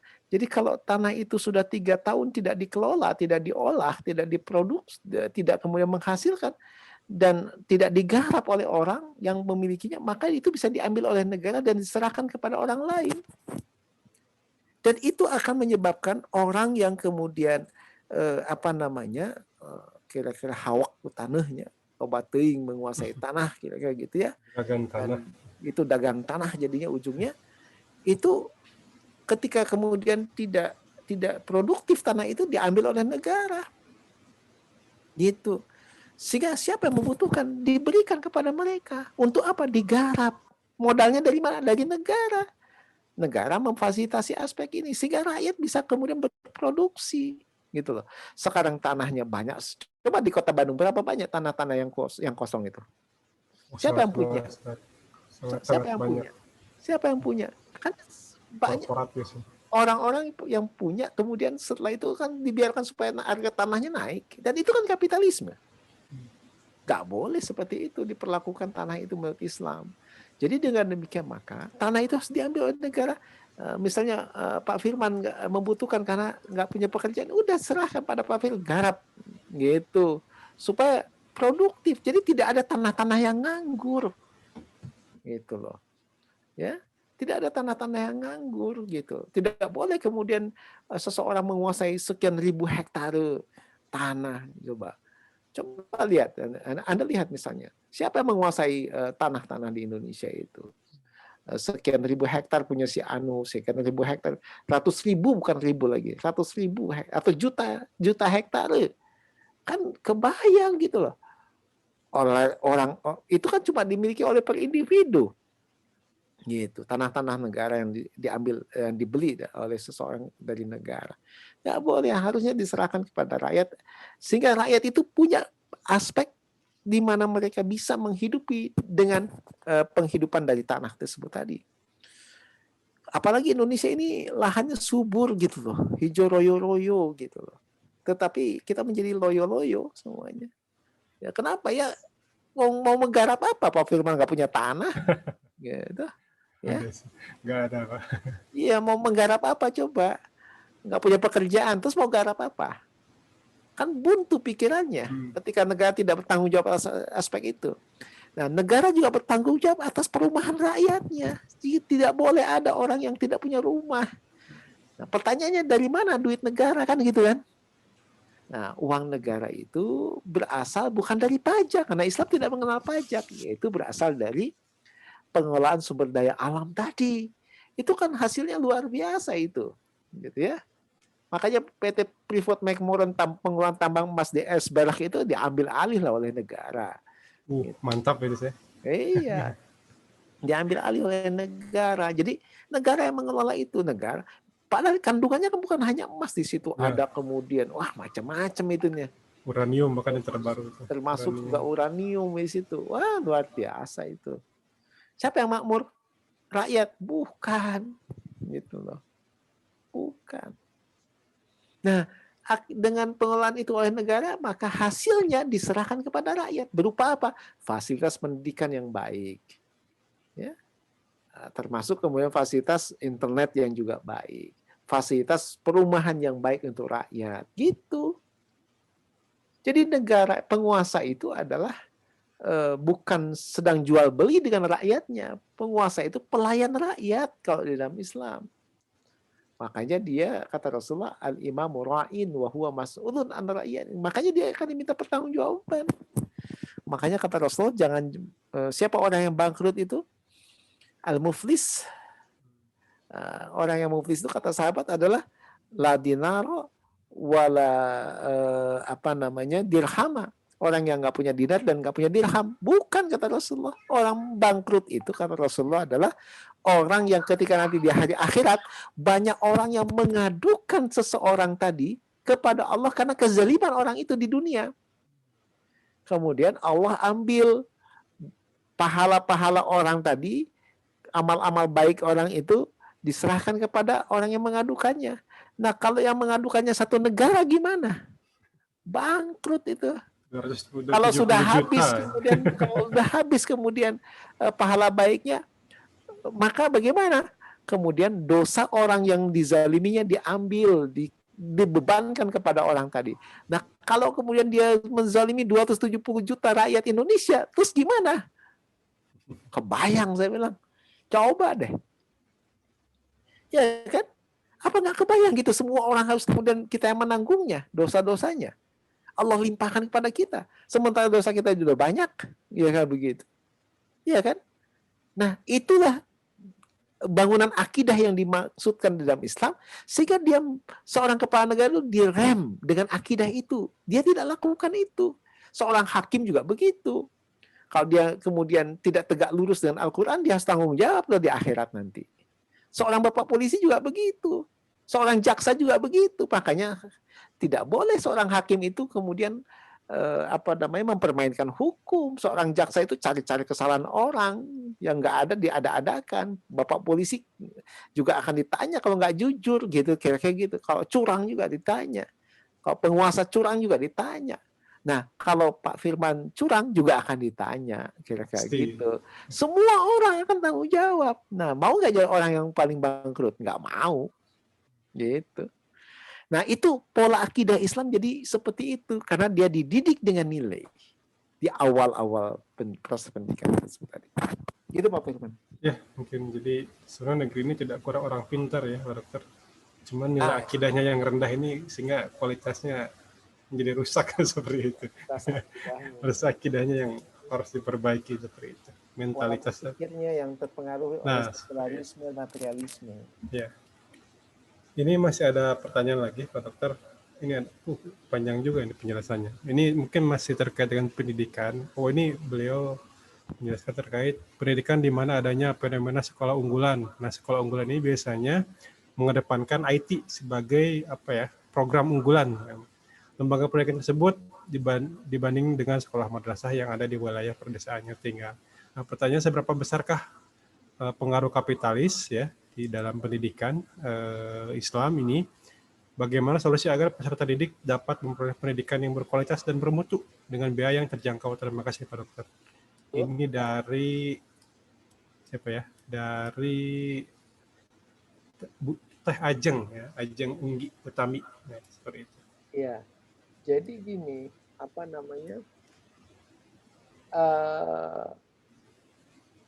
bahwa tanggung jawab pendidikan itu adalah negara di dalam Islam. Ya. Gitu. Jadi awal yang menanggung jawab pendidikan itu adalah negara. Negara yang memfasilitasi semuanya. Nah, makanya dalam pendidikan Islam itu karena negara itu tanggung jawab negara, maka dengan demikian seluruh fasilitas pendidikan adalah dijamin oleh negara. Ya, jadi dengan demikian maka ya orang yang mendapat pendidikan dari melalui negara ya gratis gitu loh. Dan gaji gurunya juga besar gitu loh. Zaman Umar bin Khattab misalnya, Umar bin Khattab menggaji seorang guru yang mengajari membaca alif jabar A, alif JRI, alif JRU, PSU, AIU, babi buta gitu tuh berapa gajinya? Pernah dengar itu 15 dinar. Dinar emas. Dinar emas. Satu 15 dinar emas itu, satu dinar itu beratnya 4,25 gram emas. Ya. Berapa 15 dinar emas itu? Kalikan 15 kali 4,25 gram. Berapa itu? 15 kali 60, aja sekitar sudah 60 lebih. 60. Jadi 67,5 gram emas. Kalau dirupiahkan 1 juta 1 gram. 67.500.000 rupiah per bulan. Coba. Itu mending jadi guru TK ya. TK. Iya kan? AIU babi dinar bu. loh.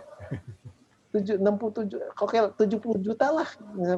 Coba kalau saya dosen perguruan tinggi, kabar haun dah. Coba. Ya kan? Apa nggak sejahtera? Sejahtera.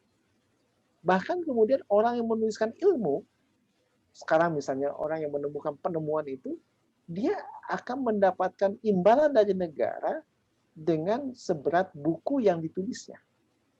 Coba. Makanya kita lihat bagaimana para ulama-ulama terdahulu itu menulis. Makanya kitab-kitab tafsir itu nggak ada yang 1 jilid kan? Puluhan jilid itu. Ya kan? Tebal-tebal ditulisnya. Coba. Makanya waktu itu belum ada kemudian komputer. Nulisnya kan pakai tangan, masih pakai tinta yang dicolokkan ya, terus gitu. Coba, kertasnya juga masih sederhana, belum seperti kertas sekarang yang kita kertas HVS dan macam-macam. Ya kan? Coba, Anda bisa bayangkan pada masa dulu para ulama itu menulis berjilid-jilid buku. Itu berapa lama waktunya? Itu berapa lama waktunya? Emang gimana kerjanya? Siapa? Karena dia dibayar oleh negara. Bagaimana perpustakaan Islam misalnya, ya, di Baghdad, di Cordoba, di berbagai macam tempat itu, perpustakaan Islam itu kan ribuan jutaan buku ada di dalamnya. Dan orang yang masuk ke perpustakaan itu, yang belajar di situ, dilayani, dibayar, dilayani oleh negara. Jadi orang disiapkan kamarnya, disiapkan tempat menulisnya, disiapkan kemudian seluruh keperluannya termasuk makan dan minumnya. Coba, apa ilmu itu nggak begitu berkembang pesat di dalam dunia Islam? Mau sejak masa Abbasiyah misalnya, ya itu zaman keemasan Islam dan selanjutnya kemudian menjadi masa-masa yang luar biasa kan? Jadi penemuan-penemuan itu siapa yang mendalanginya? Penemuan-penemuan itu yang mendalanginya adalah umat Islam gitu loh. Kalau saya mau menyebutkan penemuan-penemuan itu didalangi oleh siapa gitu ya? Itu didalangi oleh umat Islam begitu. Nah, sekarang masalahnya adalah terkait dengan aspek tadi. Jadi gimana gitu loh? Negara dia memberikan fasilitas yang luar biasa kepada rakyatnya. Nah, ini yang saya maksudkan dengan aspek tadi, Pak Firman. Jadi negara memang tanggung jawab terkait dengan masalah itu gitu loh. Ya, jadi pendidikan itu menjadi murah, enggak seperti sekarang kan? Kalau sekarang gimana pendidikan itu? Kan luar biasa mahalnya. Saya coba bukakan ya satu slide yang terkait dengan ini judul buku yang saya tulis ya. Inspirasi dan aspirasi Al-Qur'an Al-Karim ya. Ini judul bukunya. Nah, saya tuliskan terkait dengan para penemu di dalam Islam. Jadi Al-Qur'an adalah inspirasi. Untuk apa? Membangun sains dan teknologi. Coba perhatikan para ulama-ulama yang kemudian masa yang lalu. Al-Quran adalah inspirasi ilmu. Anda kenal tentang Muhammad bin Hasan bin Haytham, bukan? Siapa dia? Dia adalah bapak optik modern. Bukunya yang termasuk itu adalah Al-Manazir, buku tentang optik yang jadi rujukan berbagai universitas dunia.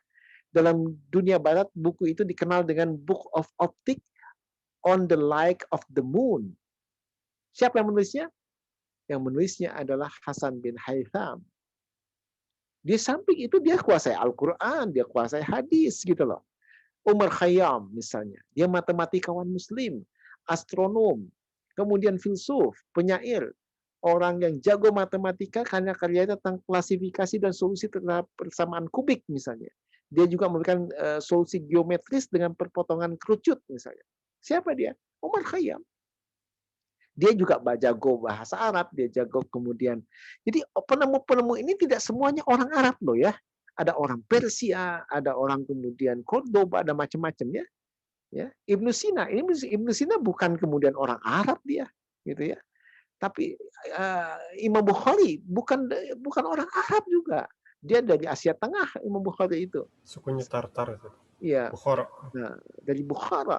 Nah, tapi mereka kuasai bahasa Arab. Tapi mereka juga kuasai geometri, fisika, logika, ilmu hukum Islam, teologi, ilmu kedokteran modern.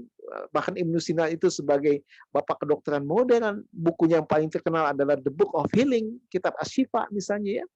Atau At-Tib misalnya. Atau The Canon of Medicine. Itu ada buku yang kemudian menjadi standar ilmu medis di seluruh dunia sampai hari ini. Abbas Ibn Firnas misalnya. Dia adalah penemu teori aerodinamika dalam pesawat gitu ya.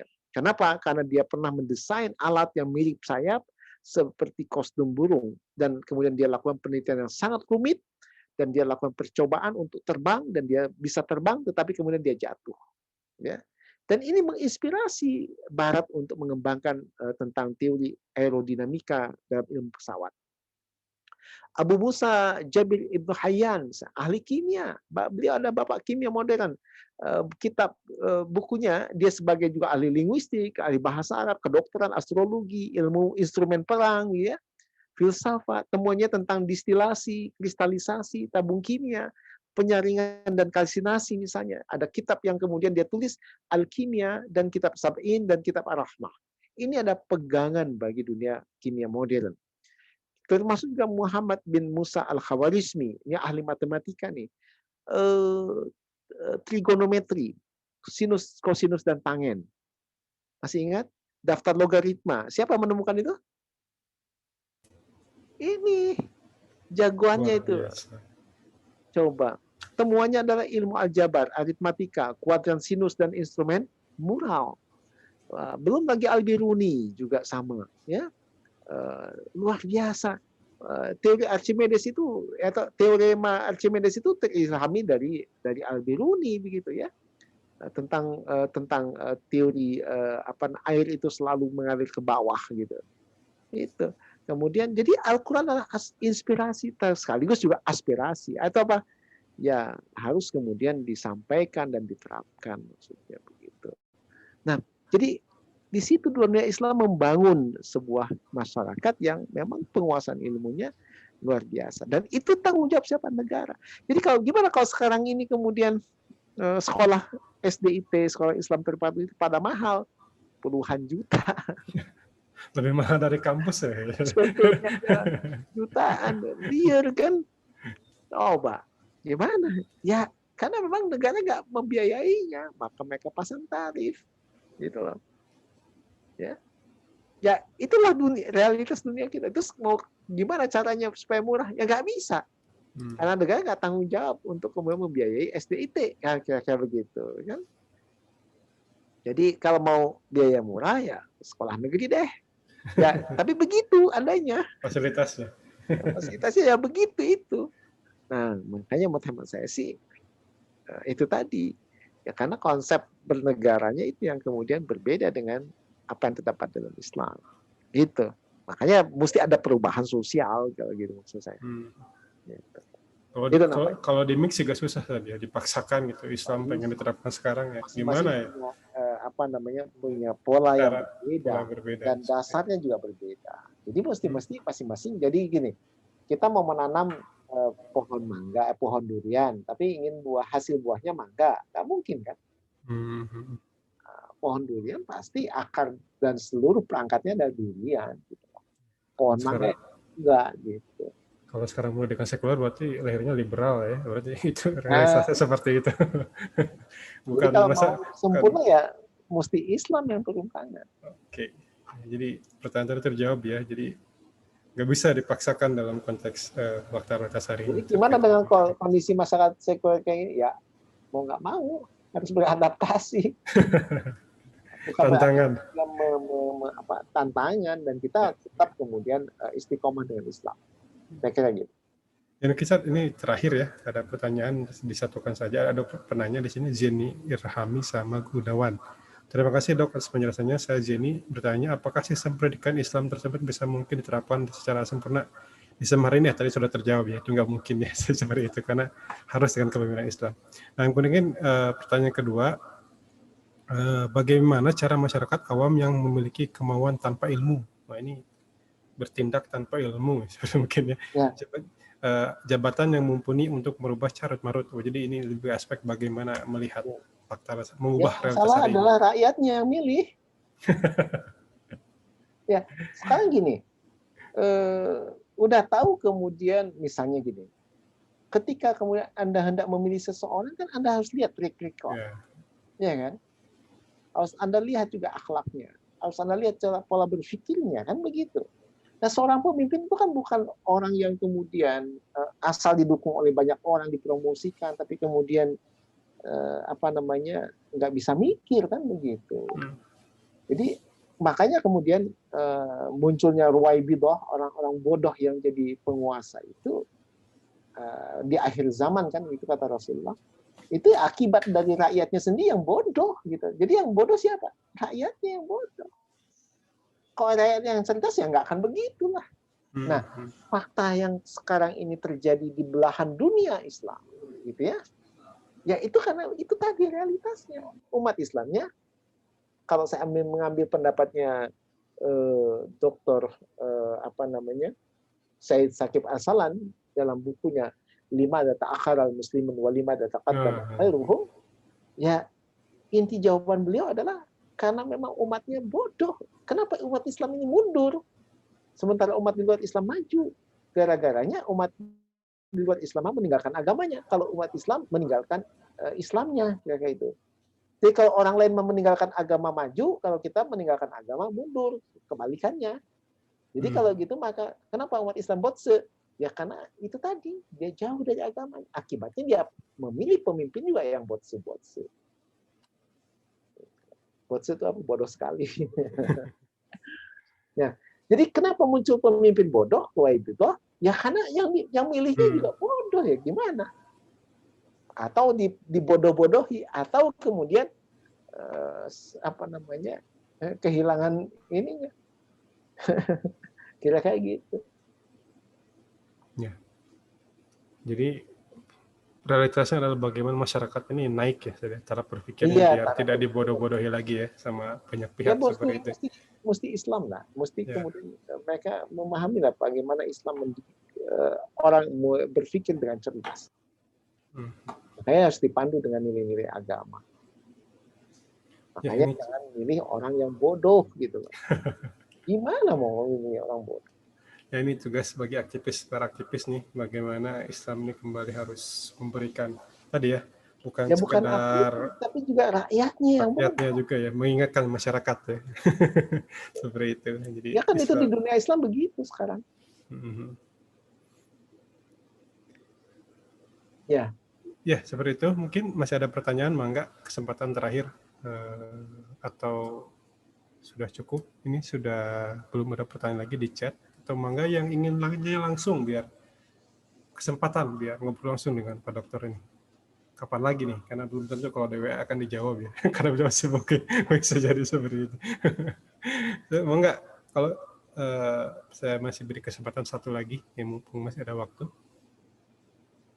Dan mudah-mudahan tadi tercerahkan semuanya, jawabannya terpuaskan dengan jawaban yang diberikan oleh Pak Dokter. Oke, masih ada lagi? sepertinya udah cukup, udah malam juga kayaknya. Mungkin Oke. mungkin terakhir Pak Dokter, penutup lah untuk pesan bagi para peserta dan juga apa ya, semacam hal yang memang ke depan harus dipikirkan, tapi juga bukan cuma dipikirkan, tapi memang diaplikasikan dalam realitas kehidupan kita ya, melihat realitas pendidikan hari ini kan gitu. Karena bisa jadi kan ini ada juga mahasiswa kan sebenarnya mereka masih dalam dunia pendidikan. Ya beberapa tahun ke depan mereka kan lulus berkeluarga pasti juga punya keluarga. Bagaimana mempersiapkan pendidikan buat generasi ke depan mungkin seperti itu. Selain juga memang tadi harus ada perubahan secara fundamental ya terkait dengan bagaimana pola pikir atau politik pendidikannya memang harus dirubah dari segi apa fundamental, dari segi pola pikir dan juga konsep ya, konsep pendidikannya seperti itu, Pak Dokter. Gimana? Ya, jadi pesannya bagi para peserta lah seperti itu. Untuk kalau saya sederhana sih pesannya, yuk belajar Islam, ya, memperdalam Islam, dan tentu saja juga pola berpikir kita mesti dipandu oleh pola berpikir yang terdapat di dalam nilai-nilai Islam ya, supaya perilaku kita juga diharapkan nanti perilaku yang terkait dengan aspek perilaku yang Islam. Jadi perilaku itu adalah resultante dari hasil berpikir, karena berpikir itu adalah akan satu aspek proses memahami tentang sesuatu. Nah, oleh karena itu maka zawiyatul khasah kita, cara point of view kita mesti Islam, dan word of view-nya mesti bukan Islam. Lalu kemudian di situ ada pola berpikir Islam dan ada juga nafsiyah Islam. Saya kira itu. Ya, terima kasih Pak Dokter atas pencerahannya. Sangat luar biasa, ilmu yang bermanfaat buat kita semua. Ini mungkin membuka cara pandang kita ya terkait dengan bagaimana pendidikan hari ini, yang mungkin kita kebingungan dulu ya, kenapa kok produk pendidikan hari ini tidak sesuai dengan harapan. Itu tadi karena konsep dasarnya sudah keliru seperti itu, bukan Islam seperti itu. Sehingga hasil-hasil dari produk pendidikan itu tidak sesuai dengan sudut pandang Islam. Jadi wajar ketika realitasnya itu jauh dari nilai-nilai Islam seperti itu. Mungkin ini mudah-mudahan menjadi sedikit gambaran kepada teman-teman bagaimana politik pendidikan Islam itu memberikan gambaran ke depan ya, seperti apa sih pendidikan dalam politik Islam seperti itu, atau apa pendidikan dalam aspek pendidikan politik Islam. Oke. Pak Dokter, terima kasih atas kesempatannya. Mudah-mudahan kita nanti ke depan bisa bertemu lagi di kesempatan yang lain. Semoga sehat selalu, Allah jaga ya, berikan umur panjang, kesehatan, dan terlindungi dari wabah COVID yang sedang melanda kita hari ini. Semuanya saya ucapkan terima kasih. Saya kembalikan lagi kepada host terkait untuk acara ke depan. Seperti saya cukupkan sekian. Assalamualaikum warahmatullahi wabarakatuh. Waalaikumsalam warahmatullahi wabarakatuh. Alhamdulillah, sesi penyampaian materi dan juga diskusi dari teman-teman sudah kita laksanakan juga ya. Alhamdulillah. Tadi bagaimana begitu luar biasanya pembahasan dari Ustaz Fahmi terkait dengan politik pendidikan, yang itu membuka mata kita bahwa memang politik ini luas ya, bukan hanya sekadar pemerintahan tapi juga meliputi pendidikan, ekonomi dan lain sebagainya. Nah, alhamdulillah teman-teman, untuk pertemuan pada malam hari ini sudah sampai di penghujung waktu ya, bahwa kita insya Allah pada malam hari ini diakhiri ya untuk pertemuan pada malam hari ini. Saya ucapkan terima kasih kepada rekan-rekan yang sudah hadir di sini dari awal dan setia sampai akhir, dan juga pada Kang Firman sebagai moderator, dan juga terima kasih sebesar-besarnya kepada Ustadz Fahmi yang sudah menyampaikan ilmu yang luar biasanya kepada kita,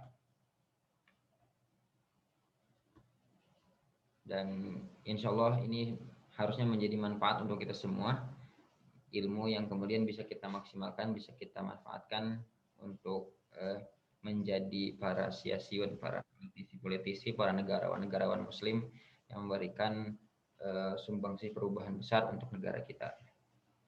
Ya, mungkin karena ini sudah malam juga ya, kita akhiri saja untuk pertemuan pada malam hari ini. Sekali lagi saya ucapkan terima kasih dan juga mohon maaf apabila banyak kesalahan.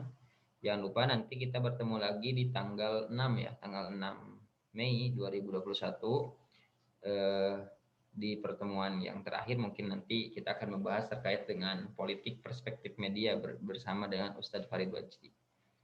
Nah, saya ucapkan juga terima kasih. Alhamdulillah, kita tutup dengan mengucap hamdalah, alhamdulillahirabbil alamin. Kemudian juga istighfar, astagfirullahalazim, dan juga doa kifaratul majelis. Subhanaka Allahumma wa bihamdika asyhadu an la ilaha illa anta astaghfiruka wa atubu ilaik. Wabillahi taufiq wal hidayah, wallahu a'lam bishawab. Wassalamualaikum warahmatullahi wabarakatuh. Waalaikumsalam warahmatullahi wabarakatuh. Ya. Pak Dokter, atur nuhun.